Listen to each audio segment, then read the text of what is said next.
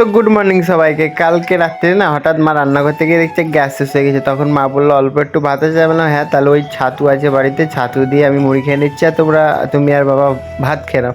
তা মা আর বাবা ওখানে ছাতু দিয়ে ভাত খাচ্ছিলো আর আমি এখানে ছাতু মুড়ি চিনি আর ফ্রিজ থেকে একটু ঠান্ডা জল নিয়ে নিয়েছিলাম, দিয়ে হেভি লাগছিলো খেতে।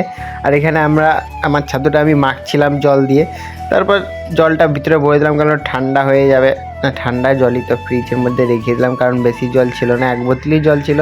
তার জন্য ফ্রিজের ভিতর বোতলটা রেখে জল দিয়ে ছাতুটা মাখছিলাম। আর এখানে মা আর বাবা একসঙ্গে ভাত খাচ্ছিলো আর এখানে বলছে তারা হয়তো মাকে খায়নি, কিন্তু মা কিছুতেই ভাতটা খাচ্ছিল না। অনেকবার চেষ্টা করলো, তাও কিছুতে খায় না। এই দেখো হাসাহাসি করছিলাম আমরা।